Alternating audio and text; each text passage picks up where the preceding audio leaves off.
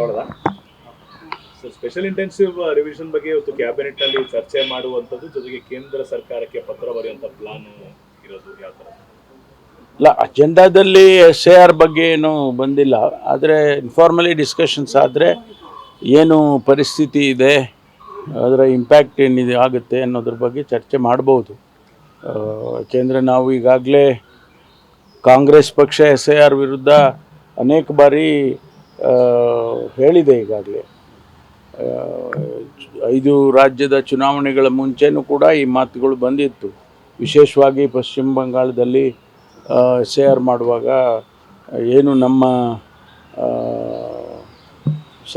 ಸಂದೇಹಗಳಿದ್ವು ಅವೆಲ್ಲ ಕೂಡ ಇವತ್ತು ಒಂದು ರೀತಿಯಲ್ಲಿ ಪ್ರೂವ್ ಆಗಿದೆ ಅನ್ನುವಂಥ ಮಾತುಗಳು ಬರ್ತಾ ಇದೆ.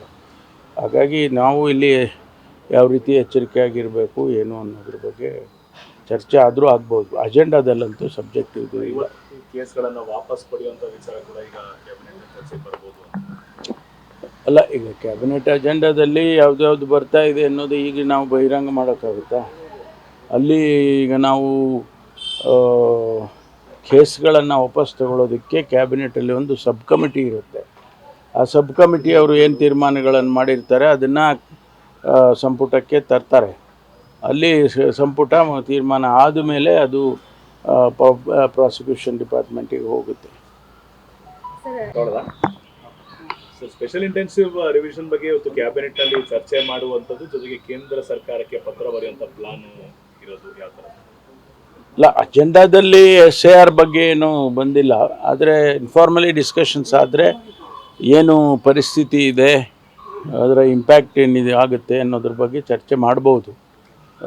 ಯಾಕೆಂದರೆ ನಾವು ಈಗಾಗಲೇ ಕಾಂಗ್ರೆಸ್ ಪಕ್ಷ SIR ವಿರುದ್ಧ ಅನೇಕ ಬಾರಿ ಹೇಳಿದೆ. ಈಗಾಗಲೇ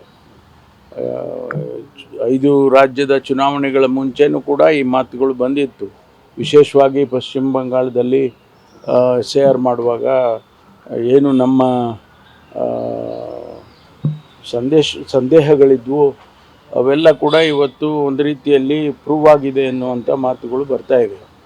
ಹಾಗಾಗಿ ನಾವು ಇಲ್ಲಿ ಯಾವ ರೀತಿ ಎಚ್ಚರಿಕೆಯಾಗಿರಬೇಕು ಏನು ಅನ್ನೋದ್ರ ಬಗ್ಗೆ ಚರ್ಚೆ ಆದರೂ ಆಗ್ಬೋದು. ಅಜೆಂಡಾದಲ್ಲಂತೂ ಸಬ್ಜೆಕ್ಟ್ ಇದು ಇಲ್ಲ.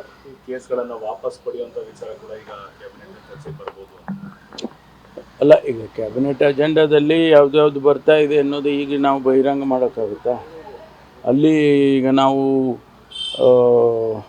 ಕೇಸ್ಗಳನ್ನು ವಾಪಸ್ ತಗೊಳ್ಳೋದಕ್ಕೆ ಕ್ಯಾಬಿನೆಟಲ್ಲಿ ಒಂದು ಸಬ್ ಕಮಿಟಿ ಇರುತ್ತೆ.